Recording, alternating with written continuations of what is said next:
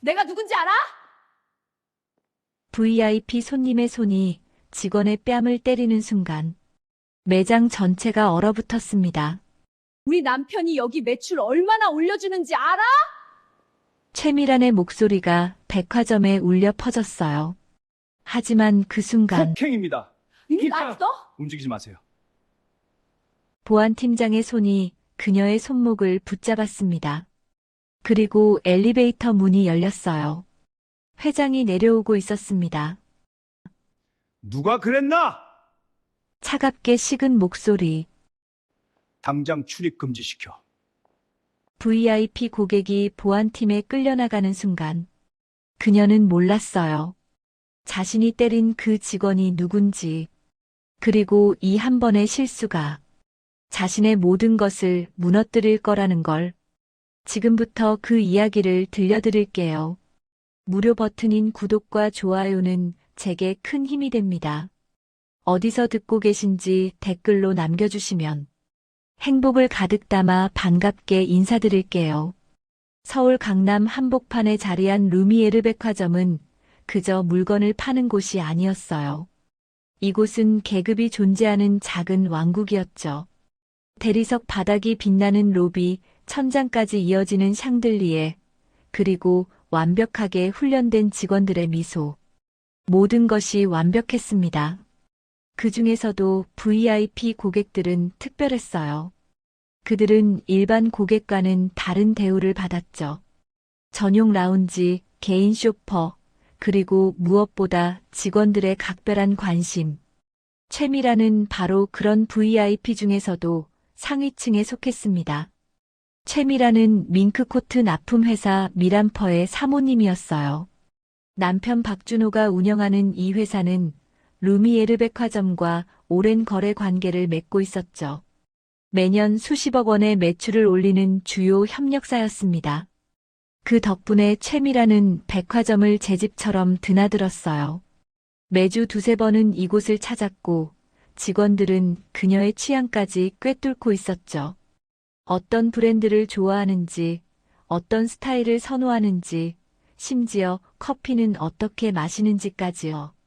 최미란에게 루미에르 백화점은 단순한 쇼핑 공간이 아니었습니다.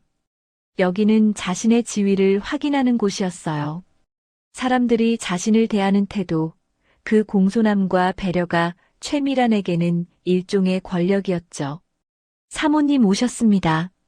최미란이 회전문을 지나 들어서자 로비 직원들이 일제히 허리를 숙였습니다. 최미란은 고개를 까딱이며 지나갔죠.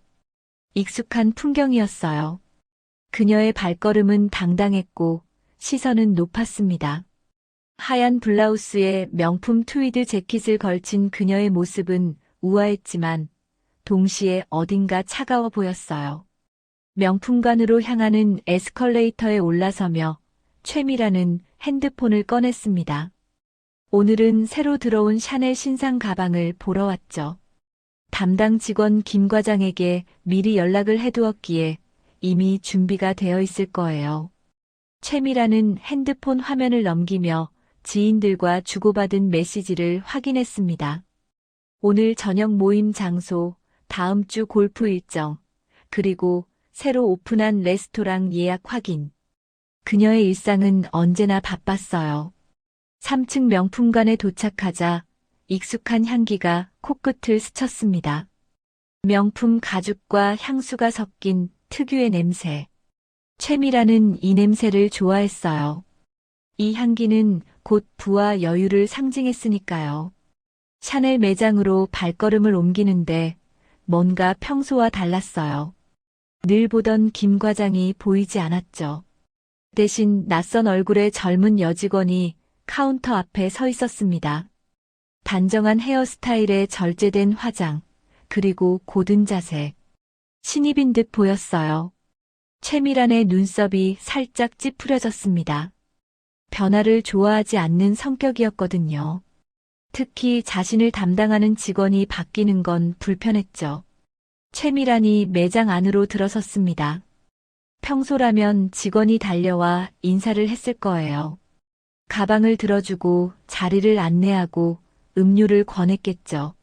하지만 그 신입 직원은 그저 자리에서 일어나 정중하게 고개를 숙였을 뿐이었습니다. 어서 오세요, 고객님. 평범한 인사말이었어요. 과하지도 부족하지도 않은 최미란의 눈썹이 살짝 올라갔습니다.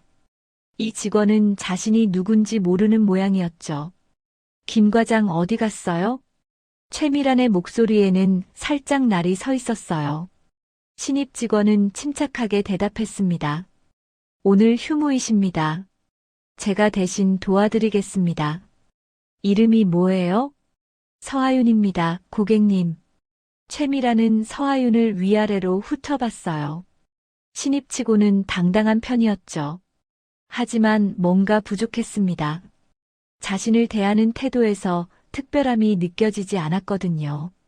다른 직원들은 최미란을 보면 눈빛부터 달랐어요. 조금 더 공손하고 조금 더 세심했죠.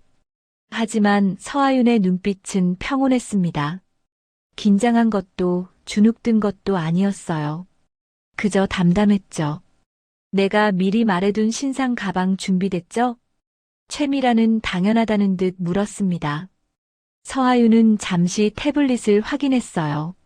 손가락으로 화면을 넘기며 예약 내역을 찾았죠. 그리고는 고개를 들어 말했습니다. 죄송합니다만 예약 내역이 확인되지 않습니다. 최미란의 표정이 굳었어요. 김 과장에게 분명 얘기했는데 인수인계가 안 된 모양이었죠.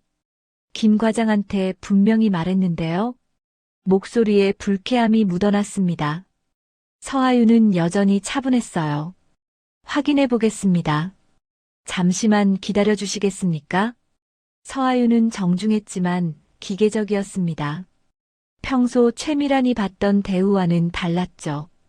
다른 직원들은 그녀가 오면 모든 걸 미리 준비해 두었어요. 확인할 것도 없이 바로 안내했죠. 음료도 물어보지 않고 그녀가 좋아하는 아메리카노를 내왔습니다.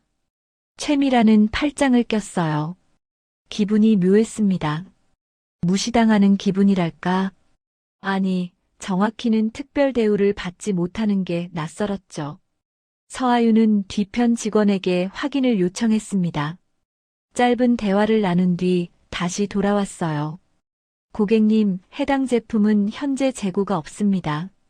다음 주에 입고 예정이십니다.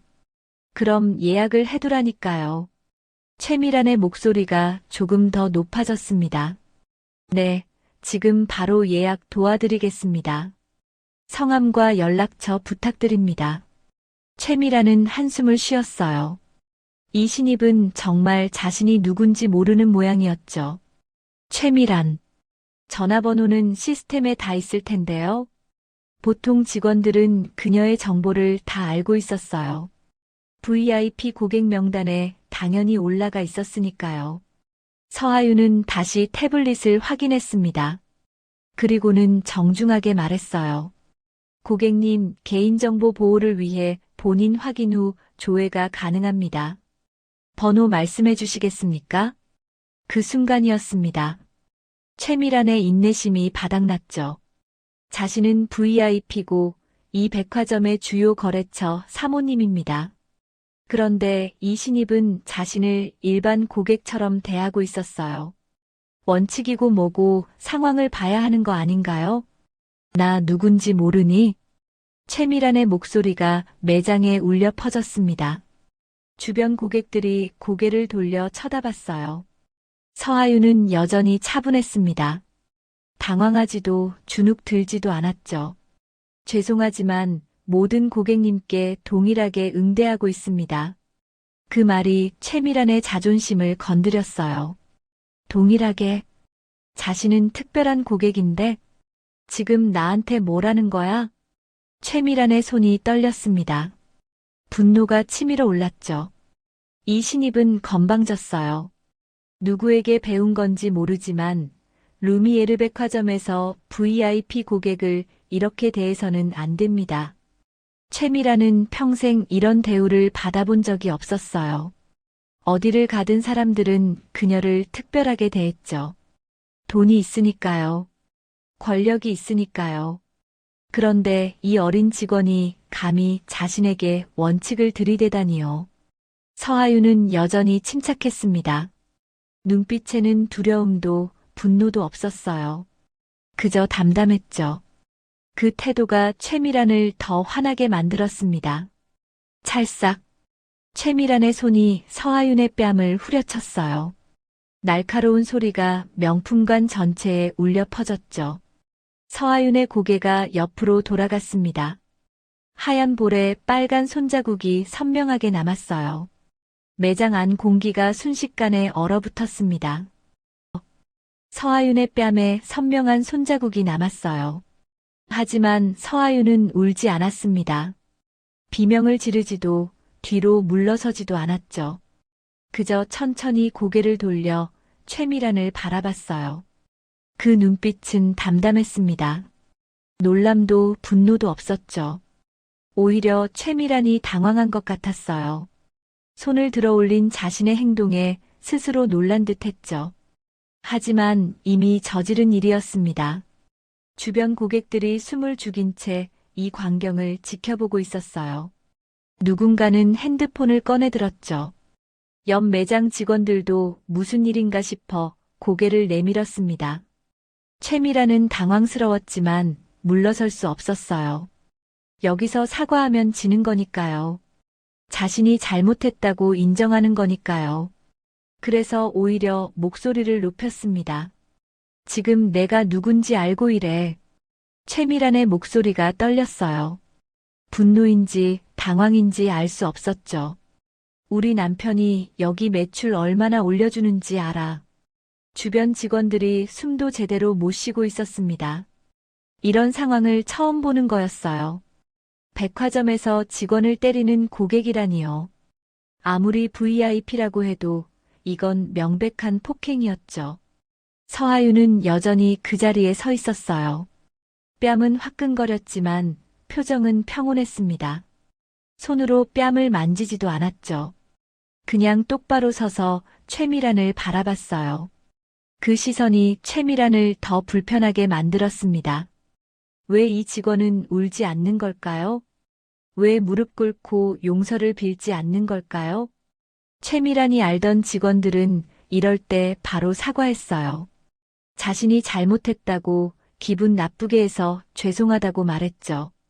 하지만 서하윤은 달랐습니다. 그때였어요. 매장 뒤편에서 빠른 발걸음 소리가 들렸습니다. 보안팀장 강도윤이었어요. 키가 크고 체격이 좋은 남성이었죠. 그는 이 백화점의 보안을 총괄하는 사람이었습니다. 강도윤은 상황을 한눈에 파악했어요. 서하윤의 붉어진 뺨, 떨리는 최미란의 손, 그리고 얼어붙은 매장 분위기. 그의 표정이 굳었습니다. 강도윤은 천천히 최미란에게 다가갔어요. 무슨 일이십니까, 고객님? 목소리는 정중했지만 단단했습니다. 최미란은 강도윤을 올려다봤어요. 이 직원이 나한테 무례하게 굴어서 그래요. 내가 누군지도 모르고. 강도윤은 서하윤을 바라봤습니다. 서하윤은 고개를 저었어요. 말하지 않아도 강도윤은 알 수 있었죠. 서하윤은 그런 직원이 아니었으니까요. 강도윤은 다시 최미란을 바라봤습니다. 고객님, 직원을 때리셨습니까? 그게 중요한 게 아니라. 네, 아니오로 대답해 주시겠습니까? 강도윤의 목소리에 힘이 실렸어요. 최미란은 입을 다물었습니다. 그리고는 턱을 치켜들었죠. 그래요, 내가 때렸어요. 이 직원이 나한테 무례하게 굴어서. 강도윤은 고개를 끄덕였습니다. 그리고는 조용히 말했어요. 폭행입니다, 사모님. 그 말에 최미란의 얼굴이 하얘졌습니다. 뭐라고요? 직원에 대한 폭행은 우리 백화점에서 용납하지 않습니다. 강도윤의 손이 천천히 최미란의 손목 쪽으로 움직였어요. 최미란은 황급히 뒤로 물러섰습니다. 지금 감히 누구한테 손을 대려는 거예요. 사모님, 저희와 함께 사무실로 가셔야겠습니다. 강도윤의 태도는 단호했어요. 최미라는 믿을 수 없다는 표정이었죠. 내가 누군지 알아요? 우리 남편 회사가 여기 얼마나 물건 납품하는지 알아요. 알고 있습니다. 강도윤의 대답은 짧았어요. 그런데도 나한테 이래요? 네, 사모님. 최미라는 당황했습니다. 보통 이럴 때 직원들은 물러섰어요. VIP 고객이니까, 거래처니까 봐준다고 했죠. 하지만 강도윤은 달랐어요. 이건 명백한 규정 위반입니다. 저희 백화점은 어떤 경우에도 직원에 대한 폭력을 용납하지 않습니다. 강도윤은 서하윤을 바라봤어요. 서하윤의 뺨은 여전히 붉게 부어올라 있었습니다. 그 모습을 본 강도윤의 눈빛이 차갑게 식었죠.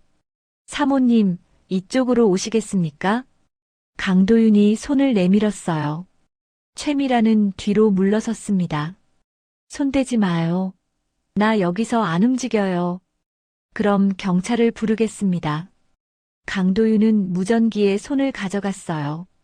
최미란의 얼굴이 더 하얘졌습니다. 경찰이요? 설마 진짜 경찰을 부르겠어요? 주변 사람들이 다 보고 있는데요. 잠깐만요, 잠깐만. 최미란은 손을 저었습니다. 이건 오해예요. 내가 흥분해서 그랬을 뿐이에요. 늦었습니다. 강도윤의 목소리는 단호했어요. 이미 폭행이 발생했고 여러 목격자가 있습니다. 최미라는 주변을 둘러봤어요. 정말로 사람들이 자신을 보고 있었죠. 누군가는 핸드폰으로 촬영까지 하고 있었습니다. 이건 큰일이었어요. 만약 이 영상이 인터넷에 퍼지면요. 밍크코트 회사 사모님이 백화점 직원을 때렸다는 소문이 돌면요. 저기요, 우리 조용히 해결할 수 없을까요? 최미란의 목소리가 떨렸습니다. 강도윤은 고개를 저었어요. 원칙대로 처리하겠습니다. 그때였어요. 엘리베이터 문이 열리는 소리가 들렸습니다. 직원들의 얼굴이 일제히 긴장했죠. 누군가가 내려오고 있었어요. 아주 중요한 사람이요. 최미라는 그 분위기를 느꼈습니다. 직원들이 모두 자세를 고쳐 잡고 허리를 숙였거든요. 엘리베이터에서 한 남성이 걸어 나왔어요. 회색 정장을 입은 70대 중반의 남성이었죠. 흰 머리가 단정하게 빗겨져 있었고 눈빛은 날카로웠습니다. 회장님, 직원들이 일제히 인사했어요. 루미에르 그룹 회장 윤태식이었습니다. 최미란의 심장이 쿵 내려앉았어요. 회장이 왜 여기 있는 거죠? 윤태식은 천천히 샤넬 매장 쪽으로 걸어왔습니다. 그의 시선이 서하윤의 붉어진 뺨에 꽂혔어요. 공기가 더 차갑게 식었습니다. 윤태식은 아무 말 없이 서하윤을 바라봤어요. 그리고는 강도윤에게 물었습니다. 누가 그랬나? 목소리는 낮았지만 무게가 실려 있었어요. 강도윤이 최미란을 가리켰습니다. 이분입니다, 회장님. 윤태식의 시선이 천천히 최미란에게 옮겨갔어요. 최미란은 식은땀이 흘렀습니다. 루미에르 그룹 회장을 직접 본 건 처음이었어요. 사진으로만 봤었죠. 회장님, 이건 오해예요. 최미란이 떨리는 목소리로 말했습니다. 윤태식은 대답하지 않았어요. 그저 서하윤을 바라볼 뿐이었죠. 서하윤은 여전히 똑바로 서 있었습니다. 울지도 않고 고개를 숙이지도 않았어요. 윤태식의 입가에 미세한 미소가 스쳤습니다. 그리고는 강도윤에게 말했어요. 당장 출입 금지시켜. 최미라는 자신의 귀를 의심했어요. 출입 금지라고요? 지금 회장이 자신에게 한 말이 맞나요? 회장님. 최미란의 목소리가 떨렸습니다. 하지만 윤태식은 그녀를 쳐다보지도 않았어요. 시선은 여전히 서하윤의 뺨에 고정되어 있었죠. 강도윤이 최미란 쪽으로 다가왔습니다. 사모님, 이쪽으로 나가주시겠습니까? 잠깐만요. 이건 오해예요. 최미란은 황급히 윤태식에게 다가가려 했어요. 하지만 강도윤이 그녀의 앞을 막아섰죠. 사모님, 저항하시면 더 곤란해집니다. 최미란의 얼굴이 새하얘졌어요. 이건 말도 안 돼요. 자신은 VIP 고객이에요. 밍크코트 납품회사 사모님이라고요. 회장님, 저희 회사 아시죠? 미란퍼요. 매년 수십억씩 거래하는 회사라고요. 최미란의 목소리가 점점 높아졌습니다. 주변 사람들이 웅성거렸어요. 윤태식은 그제야 최미란을 바라봤습니다. 표정은 차가웠어요. 알고 있네. 그 한마디에 최미란은 안도했어요. 그렇죠. 회장님이 자신을 아시잖아요. 거래처를 아시니까 이해해 주실 거예요. 그럼 이 오해를 풀어주세요. 제가 흥분해서 실수한 거예요. 최미란은 애원하듯 말했습니다. 윤태식은 고개를 저었어요. 실수가 아니네. 네. 분명히 보았어. 직원을 때렸지. 윤태식의 목소리는 단단했습니다. 최미란은 할 말을 잃었어요. 그건 이 직원이 저한테 무례하게 굴어서. 무례. 윤태식의 눈빛이 차갑게 빛났어요. 원칙대로 응대한 게 무례한가? 최미란은 입을 다물었습니다. 윤태식은 천천히 말을 이었어요. 우리 직원들은 모든 고객을 동등하게 대하도록 교육받았네. 그게 우리 백화점의 원칙이야. 하지만 저는 VIP 고객이에요. 최미란이 외쳤습니다. 윤태식은 웃지 않았어요. VIP라고 해서 직원을 때려도 된다는 규정은 없네. 그리고는 강도윤에게 고개를 끄덕였죠. 강도윤이 최미란의 팔을 잡았습니다. 사모님, 나가셔야 합니다. 놓으세요. 손 떼라고요. 최미란은 몸부림쳤어요. 하지만 강도윤의 손아귀는 단단했죠. 회장님, 제발 한 번만 용서해 주세요. 최미란의 목소리가 울먹였습니다. 이제야 심각성을 깨달은 거예요. 출입 금지가 되면 끝이에요. 자신의 사교 모임은 대부분 이 백화점에서 이루어지거든요.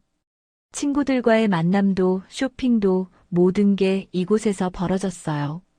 윤태식은 최미란을 차갑게 내려다봤습니다. 한 번만이라는 말은 하지 마시게. 회장님, 이미 기회는 주었어. 직원을 존중하라고. 윤태식의 목소리에는 타협의 여지가 없었어요. 강도윤이 최미란을 이끌고 매장 밖으로 나갔습니다. 사람들이 길을 비켜줬어요. 최미란의 얼굴은 눈물과 화장으로 엉망이었죠. 이게 말이 돼요. 내가 누군데. 최미란의 비명 같은 목소리가 명품관에 울려 퍼졌어요. 하지만 아무도 그녀를 도와주지 않았습니다. 강도윤은 최미란을 1층 로비까지 끌고 갔어요. 로비에 있던 직원들이 놀란 표정으로 바라봤죠. 출입 금지 처리합니다. 강도윤이 프론트 데스크 직원에게 말했어요. 직원은 황급히 컴퓨터를 조작했습니다. 최미란의 회원 등급이 화면에 떴어요. VVIP 최고 등급이었죠. 하지만 직원의 손가락이 키보드를 두드리자 등급이 사라졌습니다. 대신 빨간 글씨가 떴어요. 출입 금지, 영구 정지. 최미란은 그 화면을 멍하니 바라봤습니다. 안 돼. 이럴 수 없어. 강도윤이 최미란을 회전문 앞까지 데려갔어요. 다시는 이곳에 오시면 안 됩니다. 제발, 제발 한 번만. 최미란이 강도윤의 옷자락을 붙잡았어요. 하지만 강도윤은 단호하게 그녀의 손을 떼어냈죠. 사모님, 이제 가셔야 합니다. 최미란은 비틀거리며 회전문을 나섰어요. 밖은 추웠습니다. 1월의 찬바람이 뺨을 때렸죠. 최미란은 백화점을 돌아봤어요. 화려한 조명이 빛나는 루미에르 백화점. 이제 자신은 저곳에 들어갈 수 없어요. 눈물이 흘러내렸습니다. 그때 핸드폰이 울렸어요. 남편 박준호였죠. 여보, 지금 어디야? 박준호의 목소리는 평소처럼 무심했어요. 최미라는 울먹이며 대답했습니다. 여보, 나 큰일 났어. 왜? 무슨 일인데? 루미에르에서 출입 금지 당했어. 전화 너머로 침묵이 흘렀어요. 잠시 후 박준호의 목소리가 들렸습니다. 뭐라고? 목소리가 떨리고 있었어요. 미안해. 내가 직원을 때려서. 미쳤어? 왜 직원을 때려? 박준호의 목소리가 높아졌습니다. 그 애가 나한테 무례하게 굴어서. 그래서 때렸다고. 너 지금 정신이 있는 거야. 최미라는 처음 듣는 남편의 목소리에 움츠러들었어요. 박준호는 언제나 자신 편이었거든요.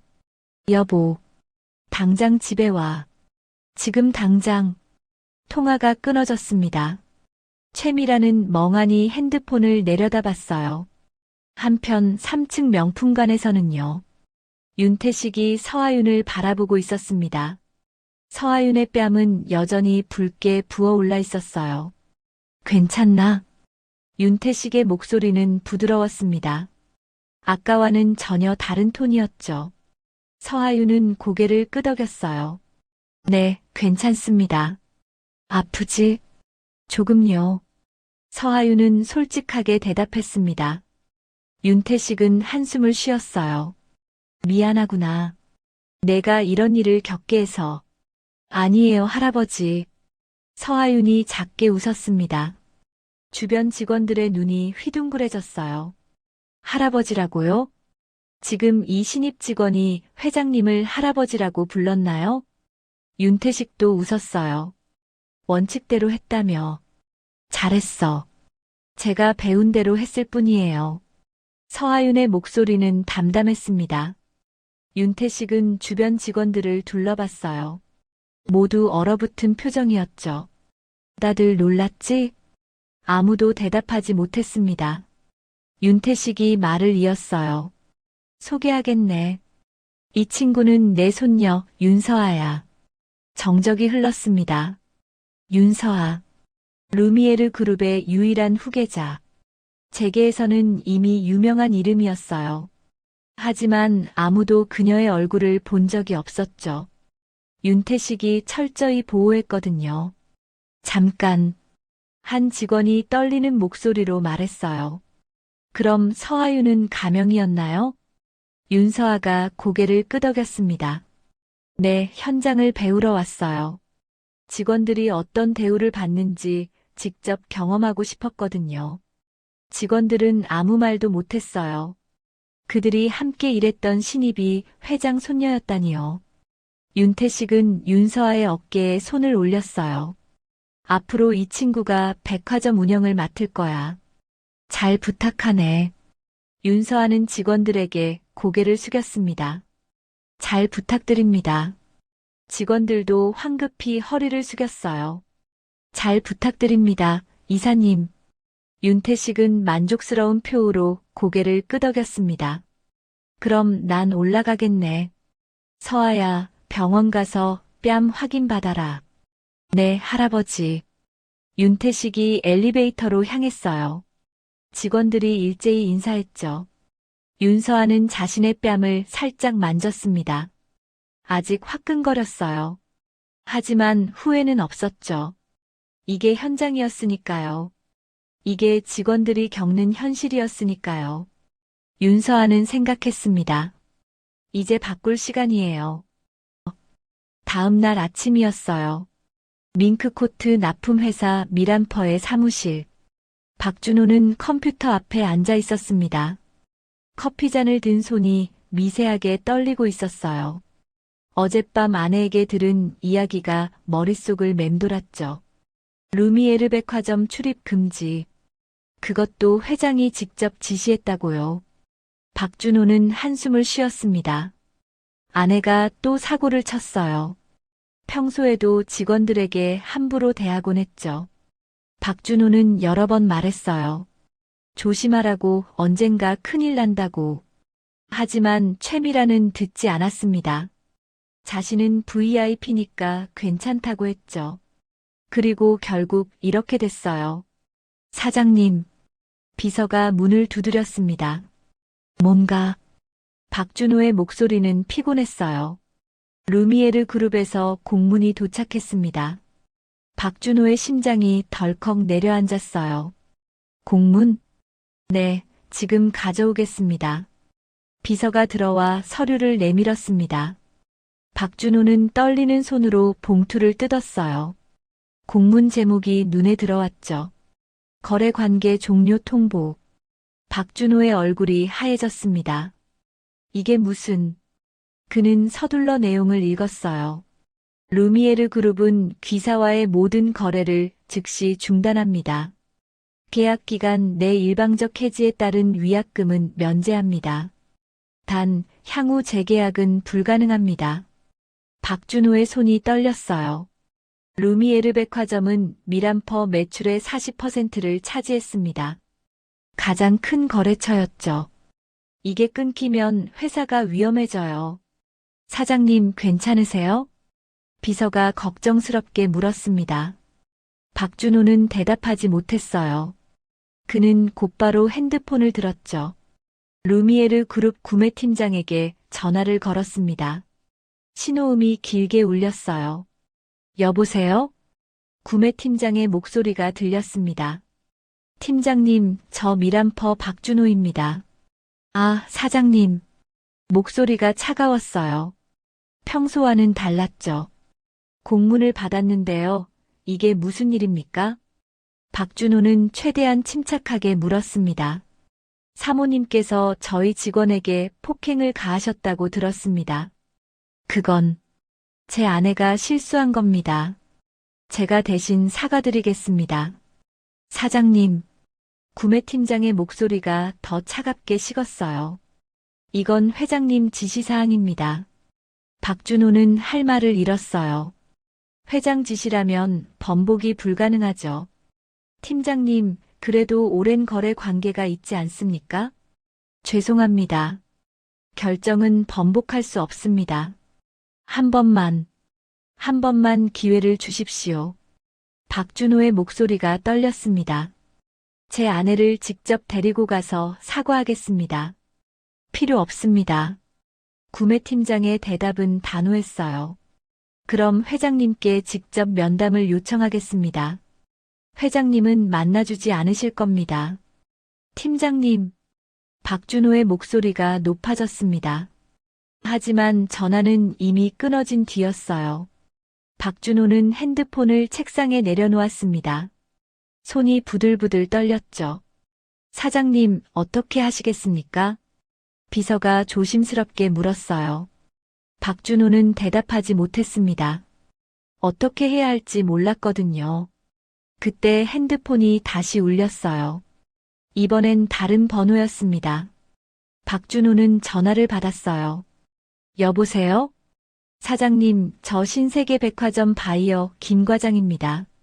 박준호는 잠시 안도했어요. 신세계백화점은 두 번째로 큰 거래처였죠. 아, 과장님. 무슨 일이십니까? 죄송한 말씀 드리는데요. 김 과장의 목소리가 조심스러웠어요. 다음 시즌 발주를 취소하려고 합니다. 박준호의 심장이 멎는 것 같았어요. 네. 왜요? 본사 방침입니다. 갑자기 왜 방침이 바뀌는 겁니까? 박준호의 목소리가 떨렸습니다. 김 과장은 잠시 침묵했어요. 그리고는 조용히 말했죠. 루미에르에서 거래 중단했다는 소식 들었습니다. 박준호는 말문이 막혔어요. 그게 무슨 상관입니까? 사장님도 아시잖습니까? 업계가 좁다는 거. 김 과장의 목소리에는 미안함이 묻어났어요. 루미에르에서 거래를 끊었다는 건 뭔가 문제가 있다는 뜻이죠. 아닙니다. 제 아내가 실수한 것뿐입니다. 죄송합니다, 사장님. 저도 어쩔 수 없습니다. 전화가 끊어졌어요. 박준호는 멍하니 핸드폰을 내려다봤습니다. 이게 끝이 아니었어요. 오후가 되자 다른 거래처들도 연락이 왔죠. 롯데백화점, 현대백화점, 갤러리아 백화점. 모두 같은 내용이었습니다. 거래 중단, 발주 취소, 재계약 불가. 박준호는 의자에 주저앉았어요. 회사가 무너지고 있었습니다. 루미에르 하나가 끊어진 게 아니었어요. 모든 백화점이 등을 돌리고 있었죠. 사장님, 직원들이 불안해하고 있습니다.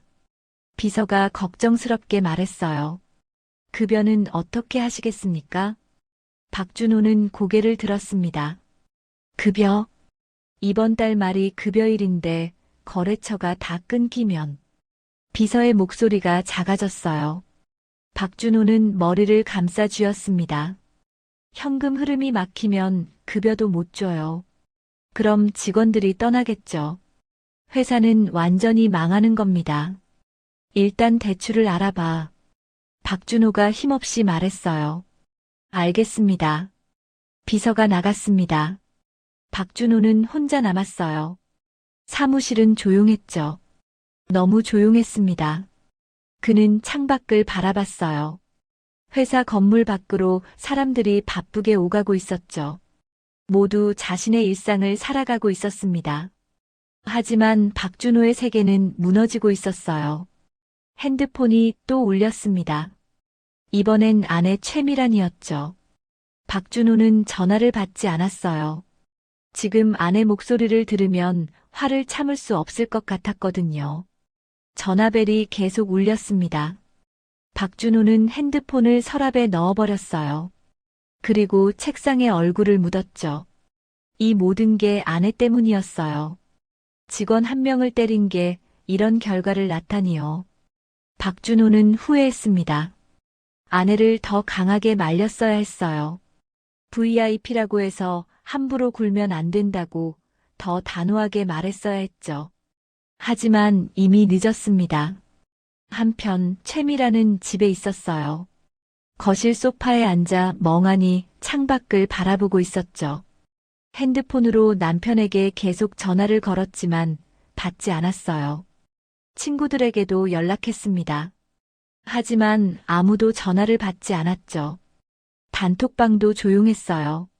평소 같으면 시끌벅적했을 텐데요. 최미라는 알았습니다. 소문이 퍼진 거예요. 자신이 루미에르 백화점에서 출입 금지 당했다는 소문이요. 그리고 친구들은 자신을 피하고 있었죠. 루미에르 백화점 출입 금지는 사교계에서 낙인과 같았어요. 문제가 있는 사람이라는 표시였으니까요. 최미란의 눈에서 눈물이 흘러내렸습니다. 자신이 쌓아 올린 모든 게 무너지고 있었어요. 일주일이 지났어요. 미란퍼 사무실은 점점 한산해졌습니다. 직원들이 하나둘씩 떠나기 시작했거든요. 회사가 위태롭다는 소문이 돌았죠. 박준호는 매일 은행을 돌아다녔어요. 대출을 받으려고 했지만 쉽지 않았습니다. 사장님, 담보가 부족합니다. 매출이 급격히 떨어진 게 확인됩니다. 죄송하지만 대출이 어렵겠습니다. 은행마다 같은 대답이었어요. 박준호는 지쳐갔습니다. 회사 주가도 문제였죠. 미란퍼는 코스닥에 상장된 회사였어요. 루미에르와 거래 중단 소식이 공시되자 주가가 폭락했습니다. 하루 만에 30%가 떨어졌어요.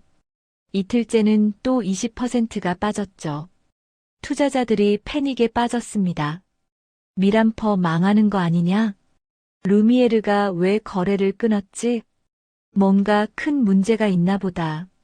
온라인 커뮤니티에는 온갖 추측이 난무했어요. 그러던 어느 날이었습니다. 누군가 영상을 올렸죠. 루미에르 백화점에서 촬영한 영상이었어요. 최미란이 서하윤을 때리는 장면이었습니다. 영상은 순식간에 퍼져나갔어요.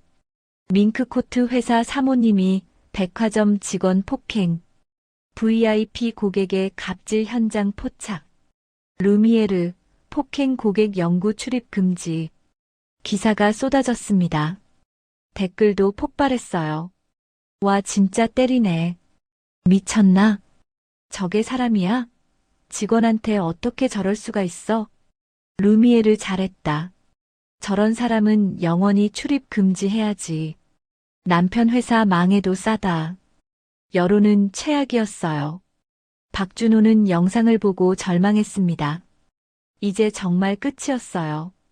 영상이 퍼지면서 다른 백화점들도 완전히 등을 돌렸죠. 재계약은커녕 연락조차 받지 않았습니다. 미란퍼의 주가는 계속 떨어졌어요. 상장 폐지 위기까지 거론됐죠. 박준호는 사무실에서 머리를 싸매고 있었습니다. 사장님, 비서가 들어왔어요. 협력사들이 대금 지급을 요구하고 있습니다. 박준호는 고개를 들었습니다. 지금 돈이 어디 있나? 그래도 지급하지 않으면 소송을 걸겠답니다. 소송? 박준호는 웃음이 나왔어요. 쓴웃음이었죠. 회사가 망해가는데 소송은 무슨 소송이에요? 일단 기다려달라고 해. 알겠습니다. 비서가 나갔어요. 박준호는 다시 혼자가 됐습니다. 핸드폰이 울렸어요. 아내 최미란이었죠. 박준호는 이번엔 전화를 받았습니다. 뭐야? 목소리는 차갑고 피곤했어요. 여보, 나 힘들어. 최미란의 목소리가 울먹였습니다. 나도 힘들어. 박준호는 냉정하게 말했어요. 회사 어떻게 돼?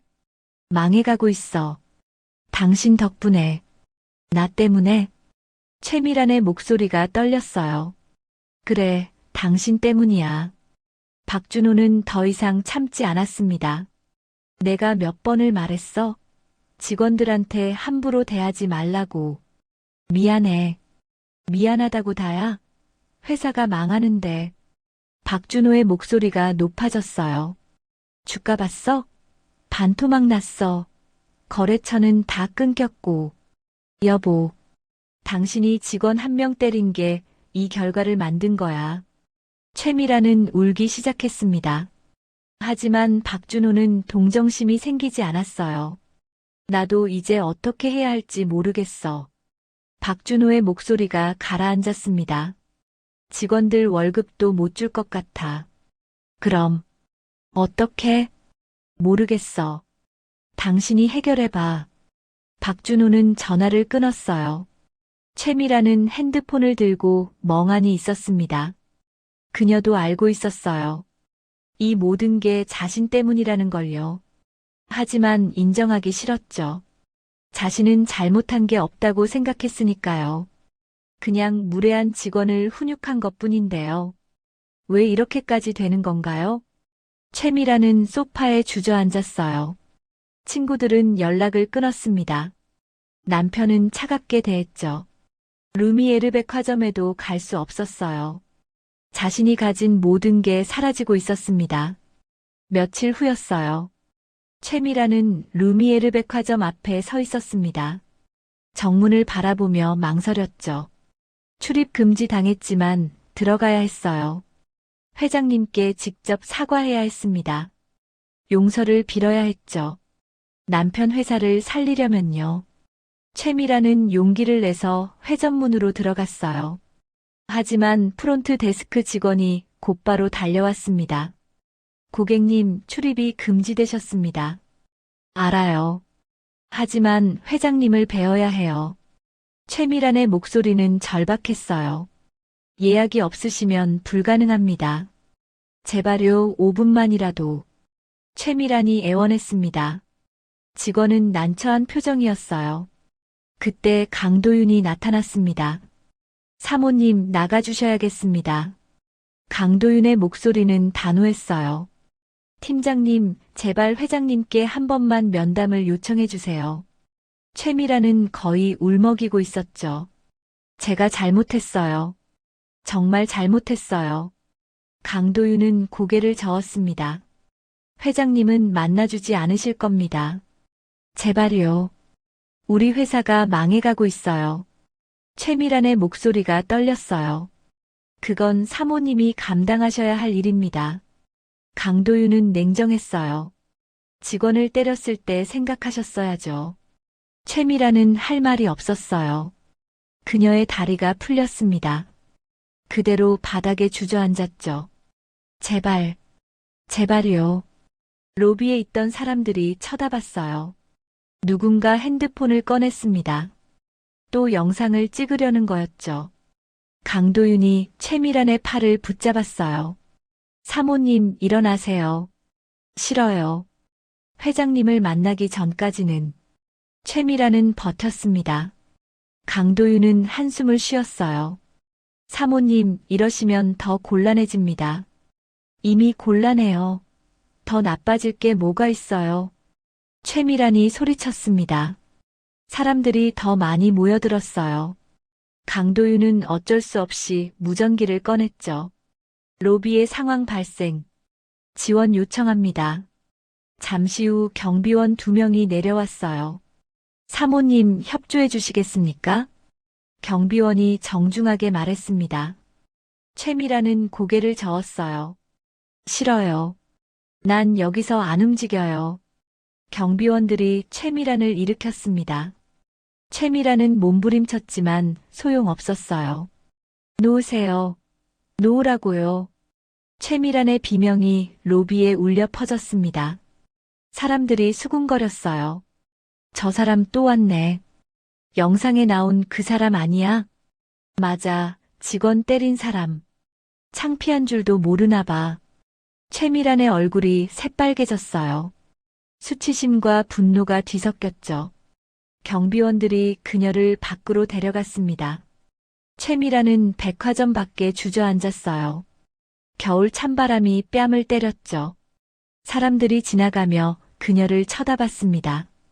최미란은 눈물을 흘렸어요. 이제 정말 끝이었어요. 회장은 만나주지 않을 겁니다. 용서도 없을 거예요. 남편 회사는 계속 무너질 거고요. 자신의 삶도 함께 무너질 거예요. 최미란은 하늘을 올려다봤습니다. 회색빛 하늘이 보였어요. 곧 눈이 내릴 것 같았죠.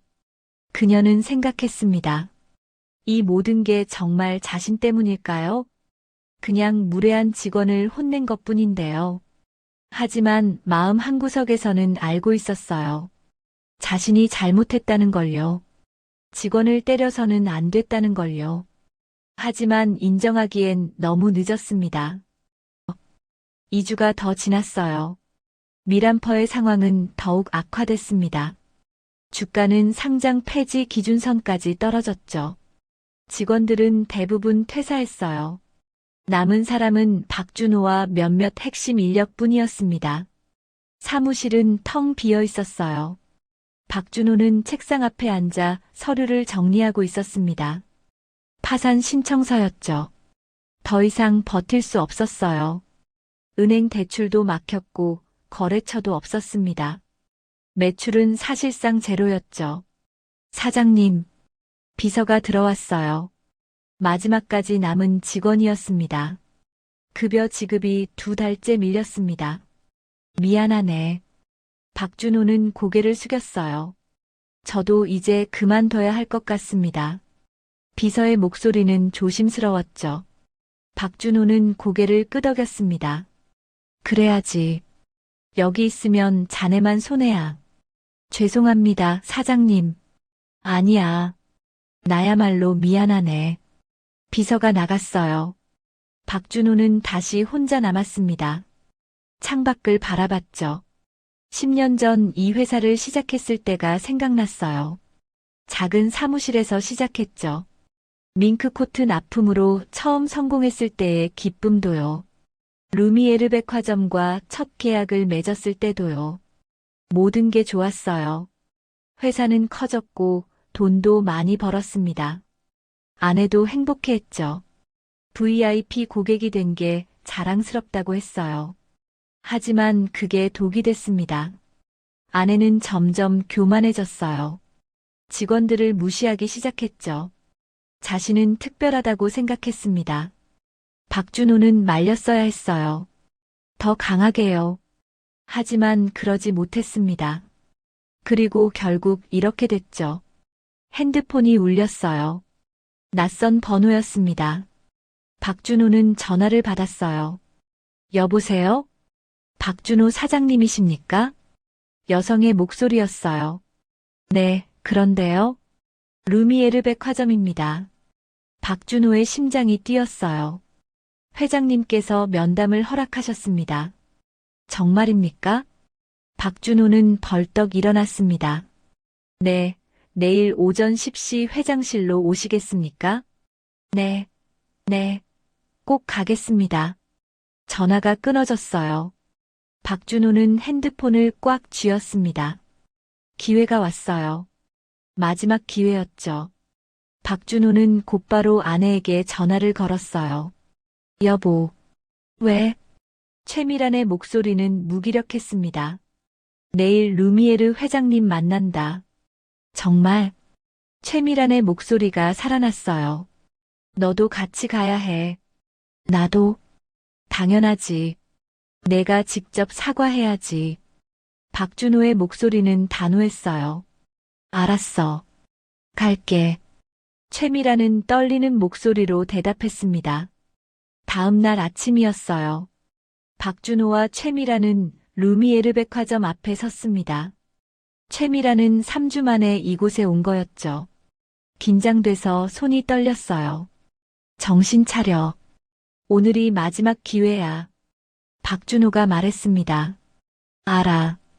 두 사람은 백화점 안으로 들어갔어요. 프론트 데스크에서 신원을 확인했습니다. 회장실은 15층입니다. 직원이 안내했어요.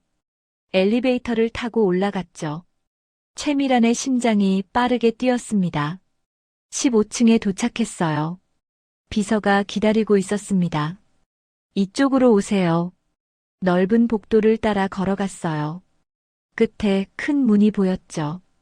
회장실이었습니다. 비서가 노크했어요. 회장님, 박준호 사장님 오셨습니다. 들어오게. 윤태식의 목소리가 들렸어요. 문이 열렸습니다. 넓은 사무실이 나타났죠. 한쪽 벽면은 전부 유리창이었어요. 서울 전경이 한눈에 보였습니다. 윤태식은 책상 앞에 앉아 있었어요. 앉게. 윤태식이 말했습니다. 박준호와 최미라는 의자에 앉았어요. 최미라는 고개를 숙이고 있었죠. 윤태식은 두 사람을 바라봤습니다. 무슨 말을 하러 왔나? 목소리는 차가웠어요. 박준호가 먼저 입을 열었습니다. 회장님 죄송합니다. 그는 깊이 고개를 숙였어요. 제 아내가 큰 실수를 저질렀습니다. 윤태식은 대답하지 않았어요. 최미란이 떨리는 목소리로 말했습니다. 회장님, 정말 죄송합니다. 누구한테 사과하는 건가? 윤태식이 물었어요. 네. 최미란이 고개를 들었습니다. 나한테 사과해봤자 소용없네. 윤태식의 눈빛은 차가웠어요. 당신이 때린 건 나도 회사도 아니야. 최미란은 할 말을 잃었어요. 직원을 때렸지. 그 직원한테 사과했나? 최미란은 고개를 숙였습니다. 아직 못했습니다. 그럼 왜 나한테 오는 건가? 윤태식의 목소리에 힘이 실렸어요. 거래를 복구하려고, 회사를 살리려고. 박준호가 말했습니다. 회장님, 저희가 잘못했습니다. 하지만 직원들이 있습니다. 그 직원들은 사장 부인이 생각했나? 윤태식이 되물었어요. 백화점 직원을 때릴 때 자기 회사 직원들 생각했나? 박준호는 대답할 수 없었어요. 윤태식은 한숨을 쉬었습니다.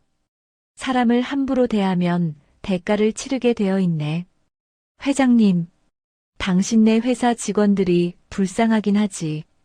윤태식이 말했어요. 하지만 그건 당신들이 책임질 일이야. 최미란이 자리에서 일어났습니다. 그리고 무릎을 꿇었어요. 회장님, 제발, 한 번만 살려주세요. 박준호도 놀랐어요. 여보. 하지만 최미란은 윤태식 앞에 무릎을 꿇고 있었습니다. 제가 잘못했어요. 정말 잘못했어요. 눈물이 흘러내렸죠. 회사 직원들은 죄가 없어요. 제발. 윤태식은 최미란을 내려다봤어요. 지금 무릎 꿇는 게 진심인가? 네, 진심입니다. 그럼 내 직원한테도 그렇게 무릎 꿇어본 적 있나? 윤태식의 질문에 최미라는 말문이 막혔어요. 없겠지. 오히려 때렸잖아. 윤태식은 차갑게 말했습니다. 일어나게. 최미라는 일어나지 못했어요. 회장님, 일어나라고 했네. 윤태식의 목소리가 단호해졌어요. 박준호가 아내를 일으켰습니다. 최미란의 얼굴은 눈물로 범벅이었어요. 윤태식은 두 사람을 바라봤습니다. 결정은 바뀌지 않네. 회장님, 박준호가 외쳤어요. 거래 복구는 없어. 영원히.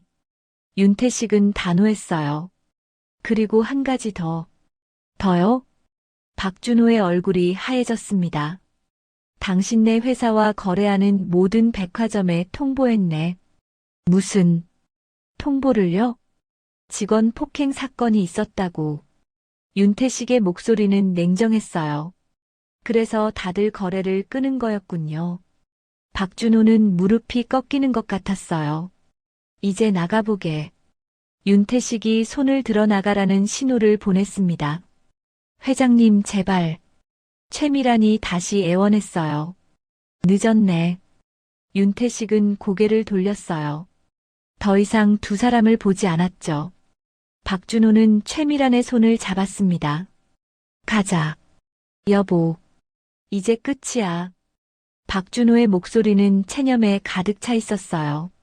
두 사람은 회장실을 나왔습니다. 엘리베이터를 타고 내려갔죠. 최미란은 계속 울고 있었어요. 미안해. 정말 미안해. 박준호는 아무 말도 하지 않았습니다. 지쳤어요. 모든 게 끝났습니다. 3개월이 흘렀어요. 미란펀은 결국 파산했습니다.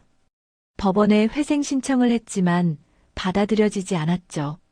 채권자들이 몰려들었고 자산은 모두 경매로 넘어갔어요. 박준호는 모든 걸 잃었습니다. 회사도 집도 재산도요. 최미란과의 관계도 파탄났어요. 이혼 서류에 도장을 찍었죠. 최미란은 친정으로 돌아갔습니다. 친구들은 모두 떠났고 사교 모임에서도 퇴출됐어요. 한때 화려했던 VIP 고객은 이제 아무것도 아니었죠. 그녀가 가진 건 후회뿐이었습니다. 루미에르 백화점 3층 명품관에는요. 윤서아가 서 있었어요. 더 이상 서하윤이 아니었습니다. 본명으로 돌아왔죠. 뺨의 상처는 이미 다 나았어요. 하지만 그날의 기억은 선명했습니다. 윤서아는 매장을 둘러봤어요. 직원들이 고객을 응대하는 모습이 보였죠. 정중하지만 당당했어요. 고객이 VIP든 일반 고객이든 동등하게 대했습니다. 이사님, 한 직원이 다가왔어요. 네. 윤서아가 돌아봤습니다. 새로운 직원 교육 자료가 준비됐습니다. 고마워요. 잘 봤어요. 윤서아는 미소 지었죠. 그녀는 지난 3개월 동안 바빴어요. 백화점 시스템을 전면 개편했습니다. 가장 먼저 손댄 건 직원 처우였죠. 야근 수당을 인상했어요. 휴게 시간도 늘렸습니다. 직원 휴게실을 새로 단장했죠. 편안한 소파와 안마 의자를 놓았어요. 커피 머신과 간식도 구비했습니다. 직원이 행복해야 고객도 행복합니다. 윤서아는 임원회의에서 말했어요. 직원을 존중하지 않는 고객은 우리도 받지 않겠습니다. 처음에는 반발이 있었죠. VIP 고객을 잃으면 어떡합니까? 매출이 떨어지지 않을까요? 임원들이 걱정했어요. 하지만 윤서아는 흔들리지 않았습니다. 단기적으로는 매출이 줄 수 있어요. 하지만 장기적으로는 오히려 늘 겁니다. 그녀의 예측은 맞았어요. 처음 한 달은 VIP 고객 몇 명이 떠났죠. 직원에게 함부로 대하다가 경고를 받았거든요. 하지만 새로운 고객들이 찾아왔어요. 루미에르는 직원을 존중하는 백화점이래. 갑질하는 고객을 내쫓는다며 거기 가면 기분 좋게 쇼핑할 수 있대. 입소문이 퍼졌습니다. 젊은 고객들이 특히 좋아했어요. 루미에르는 다르다는 이미지가 생겼죠. 매출은 오히려 증가했습니다. 윤서아는 직원 폭언 대응 규정도 만들었어요. 고객이 욕설을 하거나 폭언을 하면요. 1차 경고를 주고요. 2차에는 응대를 중단할 수 있었습니다. 3차에는 출입 금지였죠. 직원은 감정 쓰레기통이 아닙니다. 윤서아는 직원 교육 때마다 강조했어요. 여러분은 존중받을 자격이 있어요. 직원들의 눈빛이 달라졌습니다. 자신감이 생겼죠. 백화점 분위기도 변했어요. 직원들이 웃기 시작했습니다. 진심으로요. 고객들도 느꼈어요. 여기 직원들 표정이 밝네. 응대가 정말 친절해. 기분 좋게 쇼핑했어. 리뷰가 쏟아졌죠. 윤서아는 할아버지 윤태식의 사무실을 찾아갔어요. 할아버지, 서아야 앉아라. 윤태식은 손녀를 보며 미소 지었습니다. 3개월 동안 수고했구나. 아직 갈 길이 멀어요. 윤서아는 겸손하게 말했어요. 하지만 시작은 좋았어. 윤태식이 말했습니다. 직원 만족도가 30% 올랐다더구나. 네, 그리고 고객 만족도도 20% 상승했어요. 윤서아는 보고서를 펼쳤죠. 매출도 전년 대비 15% 증가했습니다. 윤태식은 고개를 끄덕였어요. 잘했어. 정말 잘했다. 할아버지 덕분이에요. 윤서아가 말했습니다. 할아버지가 저를 현장에 보내주셔서 배울 수 있었어요. 그날 일은 괜찮나? 윤태식이 조심스럽게 물었어요. 윤서아는 잠시 생각했습니다. 뺨을 맞았던 그날이요. 괜찮아요. 오히려 감사해요. 감사하다니? 그 일로 직원들이 얼마나 힘든지 알게 됐어요. 윤서아의 목소리는 담담했습니다. 책상에 앉아서는 절대 알 수 없었을 거예요. 윤태식은 손녀를 자랑스럽게 바라봤어요. 넌 훌륭한 경영자가 될 거야. 노력할게요. 윤서아는 미소 지었습니다. 며칠 후였어요. 윤서아는 임원 회의를 소집했습니다. 새로운 프로젝트를 시작하려고 합니다. 그녀가 발표했어요. 직원주도 서비스 개선 프로젝트입니다. 임원들이 귀를 기울였죠. 현장 직원들이 직접 서비스 개선안을 제안하고 실행하는 겁니다. 직원들이요? 한 임원이 물었어요. 네, 현장을 가장 잘 아는 사람은 현장 직원이니까요. 윤서아는 확신에 차 있었습니다. 좋은 아이디어에는 포상도 주고 승진 기회도 드릴 거예요. 임원들이 고개를 끄덕였어요. 프로젝트는 큰 성공을 거뒀습니다. 직원들이 제안한 아이디어가 속속 채택됐죠. 고령 고객을 위한 전용 휴게 공간, 어린이 동반 고객 우선 계산대, 장애인 고객 전담 도우미. 실행된 아이디어들은 고객들에게 큰 호응을 얻었어요. 루미에르 백화점은 달라지고 있었습니다. 단순히 물건을 파는 곳이 아니었어요. 사람을 존중하는 곳이었죠. 직원도 고객도요. 윤서아는 매일 아침 백화점을 걸었어요. 현장을 확인하는 게 습관이 됐죠. 이사님, 좋은 아침입니다. 직원들이 밝게 인사했어요. 좋은 아침이에요. 잘 지냈어요? 윤서아도 웃으며 대답했습니다. 그녀는 직원 한 명 한 명의 이름을 알려고 노력했어요. 그들의 이야기를 들었죠. 어제 고객한테 칭찬받았어요. 아이가 아파서 조퇴했는데 괜찮을까요? 새 매장 오픈 준비가 벅차요. 윤서아는 경청했습니다. 그리고 해결책을 찾았죠. 칭찬받았다니 자랑스러워요. 아이가 우선이에요. 걱정 마세요. 인력 지원 요청할게요. 직원들은 윤서아를 신뢰했어요. 그녀는 말뿐인 경영자가 아니었거든요. 직접 현장을 경험했고요.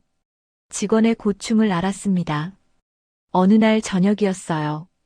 윤서아는 사무실에서 창밖을 바라봤습니다. 서울의 야경이 아름다웠죠. 핸드폰이 울렸어요. 할아버지 윤태식이었습니다. 서아야, TV 켜봐라. 왜요? 경제 뉴스에 우리 얘기 나온다. 윤서아는 서둘러 TV를 켰어요. 뉴스 앵커가 말하고 있었습니다. 루미에르 백화점이 업계의 화제입니다.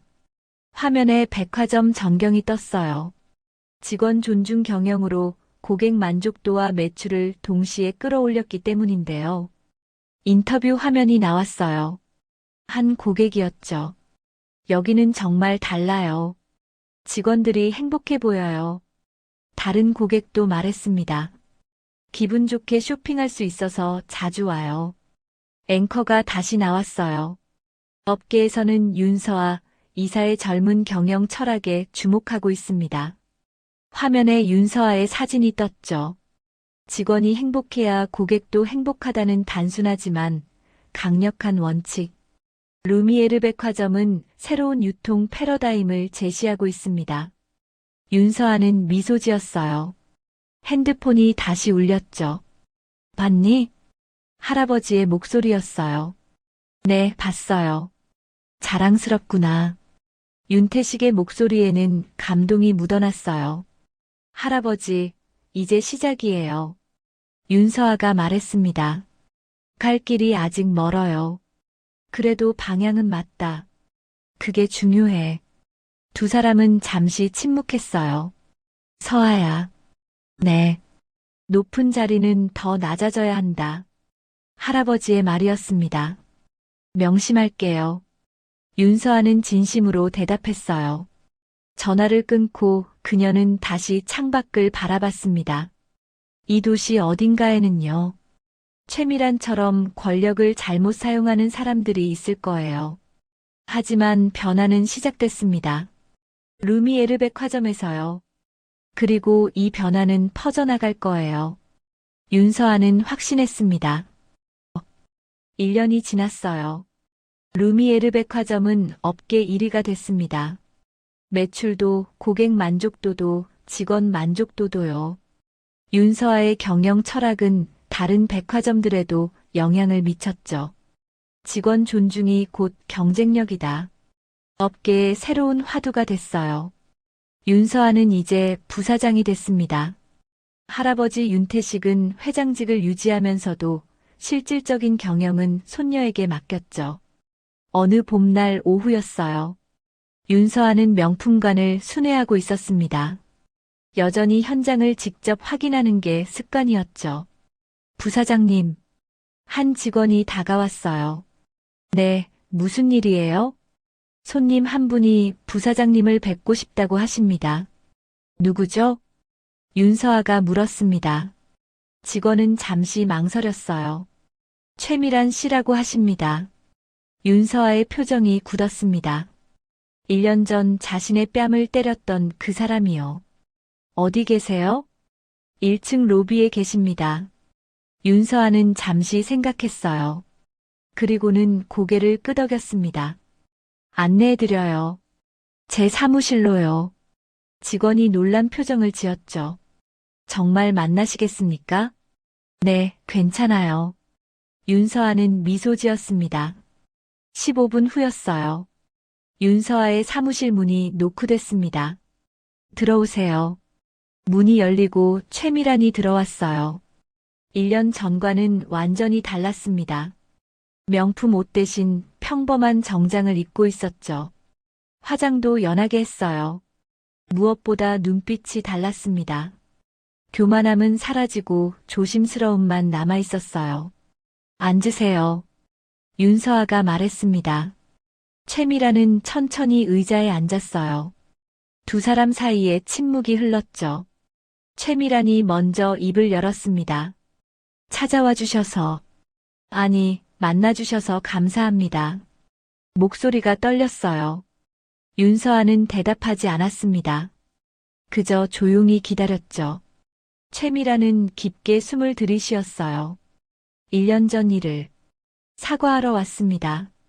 지금 사과하시는 거예요? 윤서아가 조용히 물었습니다. 너무 늦었다는 거 알아요. 최미란의 눈에 눈물이 맺혔어요. 하지만 그래도 해야 할 것 같았어요. 윤서아는 최미란을 바라봤습니다. 왜요? 왜 이제 와서 사과하시는 거죠? 제가 모든 걸 잃었어요. 최미란의 목소리가 떨렸습니다. 회사도, 집도, 남편도, 친구들도요. 그래서 사과하러 온 거예요? 윤서아의 목소리에 날이 서 있었어요. 뭔가를 다시 되돌리고 싶어서요? 아니에요. 최미란은 고개를 저었습니다. 되돌릴 수 없다는 거 알아요. 그녀는 가방에서 무언가를 꺼냈어요. 편지 봉투였죠. 이거 제가 쓴 편지예요. 최미란이 책상 위에 봉투를 놓았습니다. 1년 동안 매일 썼어요. 반성문이라고 해야 할까요? 윤서아는 봉투를 바라봤어요. 제가 얼마나 잘못했는지, 얼마나 교만했는지 적었어요. 최미란의 눈물이 흘러내렸습니다. 직원분들한테, 당신한테 얼마나 끔찍한 짓을 했는지요. 윤서아는 봉투를 집어들었어요. 무거웠습니다. 왜 이제 와서 이러시는 거예요? 윤서아가 다시 물었습니다. 용서받고 싶어서가 아니에요. 최미란이 고개를 들었어요. 그냥 제대로 사과하고 싶었어요. 그게 무슨 의미가 있죠? 없을 수도 있어요. 최미란은 솔직하게 말했습니다. 하지만 제가 할 수 있는 건 이게 전부예요.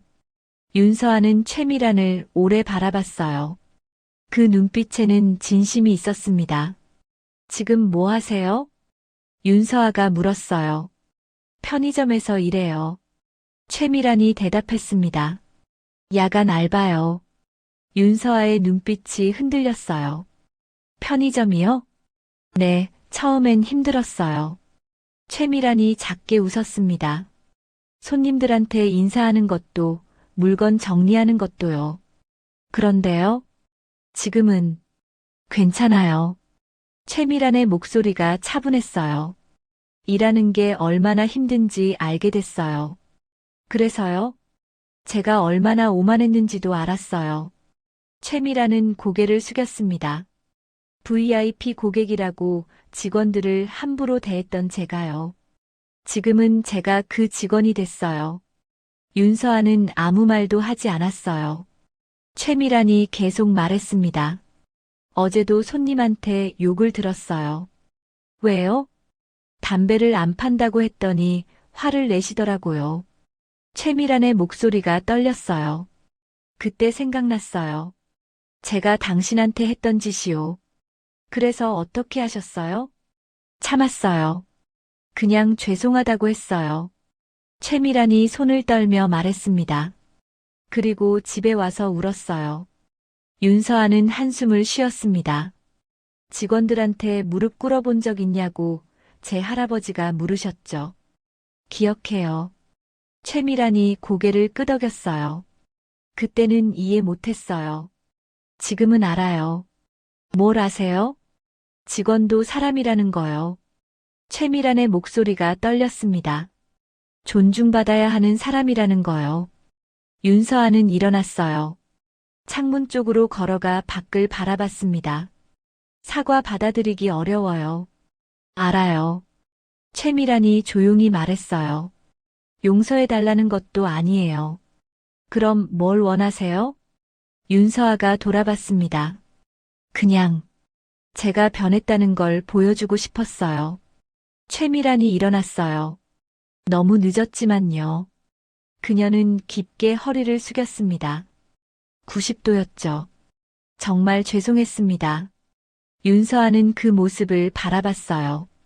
최미란은 한참을 그렇게 서 있었습니다. 이제 가볼게요. 최미란이 몸을 일으켰어요. 방해해서 죄송합니다. 그녀가 문 쪽으로 걸어갔죠. 잠깐만요. 윤서아가 불렀습니다. 최미란이 멈춰섰어요. 편의점 일은 언제까지 하실 거예요? 모르겠어요. 당분간은요. 다른 일 찾아볼 생각은 없으세요? 윤서아가 물었습니다. 최미라는 고개를 저었어요. 제 나이에 뭘 하겠어요. 그냥 이렇게 살려고요. 윤서아는 잠시 생각했습니다. 우리 백화점에서 일해보실래요? 최미란의 눈이 커졌어요. 네. 청소 파트에 자리가 있어요. 윤서아가 말했습니다. 급여는 높지 않지만 4대 보험은 다 돼요. 저를. 왜요? 최미란은 믿을 수 없다는 표정이었어요. 사람은 변할 수 있으니까요. 윤서아가 조용히 말했습니다. 당신이 진짜 변했는지 보고 싶어요. 최미란의 눈에서 눈물이 쏟아졌어요. 감사합니다. 정말 감사합니다. 조건이 있어요. 윤서아가 말했습니다. 네, 말씀하세요. 다른 직원들한테 절대 함부로 대하지 마세요. 당연하죠. 최미란이 고개를 끄덕였어요. 그리고 손님들한테도요. 네. 명심하겠습니다. 마지막으로요. 윤서아가 최미란을 똑바로 바라봤어요. 다시는 누구도 때리지 마세요. 최미란은 고개를 숙였습니다. 죄송했습니다. 다시는 절대 그러지 않겠습니다. 윤서아는 미소 지었어요. 다음 주 월요일에 인사팀으로 오세요. 정말 감사합니다, 부사장님. 최미란이 다시 깊게 허리를 숙였습니다. 그녀가 사무실을 나갔어요. 윤서아는 혼자 남았습니다. 책상 위에 놓인 편지 봉투를 바라봤죠. 그리고는 천천히 뜯었어요. 편지지가 빼곡했습니다. 최미란의 필체로 가득 차 있었죠. 윤서아는 읽기 시작했어요. 나는 한 사람의 인생을 망쳤습니다. 아니, 여러 사람의 인생을 망쳤습니다. 직원을 때린 것은 폭력이었습니다. 하지만 그 전까지 수없이 많은 직원들을 무시하고 깔본 것도 폭력이었습니다. 나는 VIP라는 이름으로 사람들을 짓밟았습니다. 편지는 계속됐어요. 윤서아는 끝까지 읽었습니다. 마지막 장에 이렇게 적혀 있었어요. 진심으로 죄송합니다. 용서는 바라지 않습니다. 다만 제가 변하고 있다는 것만 알아주세요. 윤서아는 편지를 내려놓았어요. 창밖을 바라봤죠. 백화점 밖으로 사람들이 오가고 있었습니다. 모두 각자의 삶을 살고 있었어요. 윤서아는 생각했습니다. 권력은 영원하지 않아요. 돈도 지위도 명예도요. 하지만 사람을 대하는 태도는 영원히 남습니다. 그게 자신의 인생을 만들어가죠. 핸드폰이 울렸어요. 할아버지였습니다. 서아야. 네, 할아버지. 오늘 직원 만족도 조사 결과 나왔다. 윤태식의 목소리가 들렸어요. 또 올랐나요? 역대 최고치래. 할아버지는 기뻐하는 것 같았죠. 직원들이 행복해요, 할아버지. 윤서아가 미소 지었습니다. 그게 제일 중요한 거잖아요. 그래, 그게 제일 중요하지. 윤태식이 말했어요. 높은 자리는 더 낮아져야 한다. 명심하고 있어요. 윤서아가 대답했습니다. 서아야. 네. 잘하고 있다. 할아버지의 목소리에는 자랑스러움이 가득했어요. 고마워요, 할아버지. 전화를 끊고 윤서아는 다시 창밖을 바라봤습니다. 저 멀리 최미란이 백화점을 나서는 모습이 보였어요. 걸음걸이가 달라 보였습니다. 조금 더 가벼워 보였죠. 윤서아는 미소 지었어요. 사람은 변할 수 있어요. 최미란처럼요. 그리고 사회도 변할 수 있습니다. 루미에르 백화점처럼요. 중요한 건 시작하는 거예요. 작은 변화라도 시작하는 것이죠. 윤서아는 자리에서 일어났습니다. 오늘도 현장을 돌아야 했어요. 직원들을 만나야 했죠. 그들의 이야기를 들어야 했습니다. 그게 윤서아의 경영이었어요. 사람을 보는 경영이었죠. 사무실 문을 열고 나가며 윤서아는 다짐했습니다. 앞으로도 이렇게 살겠다고요. 직원을 존중하고요. 고객을 존중하고요. 모든 사람을 존중하는 경영자가 되겠다고요. 그게 진정한 리더니까요. 복도를 걸으며 윤서아는 직원들과 인사를 나눴어요. 부사장님, 좋은 오후입니다. 좋은 오후예요. 점심은 맛있게 드셨어요? 네. 오늘 구내식당 메뉴 정말 좋았어요. 직원의 얼굴에는 진짜 웃음이 있었습니다. 윤서아도 웃었어요. 이게 바로 행복한 회사였으니까요. 백화점은 계속 성장했습니다. 하지만 윤서아는 매출보다 중요한 걸 알고 있었어요. 사람이었죠. 사람을 소중히 여기는 회사가 결국 성공한다는 것을요. 그리고 그 믿음은 옳았습니다. 루미에르 백화점은 업계 최고가 됐고요. 직원들은 행복했고요. 고객들도 만족했습니다. 모두가 윈윈하는 회사였어요. 한편 최미라는요. 다음 주 월요일부터 루미에르 백화점 청소 파트에서 일하게 됐습니다. 매일 아침 일찍 출근해서 화장실을 청소하고 복도를 닦았어요. 힘들었지만 불평하지 않았습니다. 오히려 감사했죠. 다시 시작할 수 있는 기회를 얻었으니까요. 동료 직원들은 처음엔 최미란을 경계했어요. 소문을 들었거든요. 하지만 시간이 지나며 생각이 바뀌었습니다. 최미란은 정말 달라져 있었어요. 누구보다 열심히 일했고요. 누구한테도 함부로 대하지 않았습니다. 오히려 먼저 도와주고 배려했죠. 언니, 힘들지 않으세요? 어느 날 후배 직원이 물었어요. 힘들지. 근데 괜찮아. 최미란이 미소 지었습니다. 이게 내가 해야 할 일이니까. 그녀는 진심이었어요. 권력은 영원하지 않았습니다. 최미란이 배운 가장 큰 교훈이었죠. 그리고 윤서아도 알고 있었어요. 높은 자리는 더 낮아져야 한다는 것을요. 그렇게 루미에르 백화점의 이야기는 계속됐습니다. 사람을 존중하는 회사로요. 그리고 그 정신은 점점 더 많은 곳으로 퍼져나갔어요. 변화는 한 사람에서 시작됩니다. 윤서아처럼요. 그리고 그 변화는 세상을 바꿀 수 있어요. 한 번에 한 사람씩요. 여러분은 어떻게 생각하세요?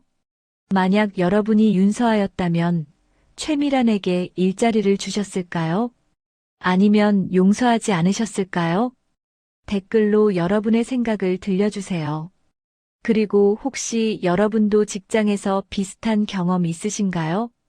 고객의 갑질이나 부당한 대우를 받아보신 적 있나요? 여러분의 이야기가 궁금합니다. 댓글 남겨주시고 구독과 좋아요도 부탁드려요.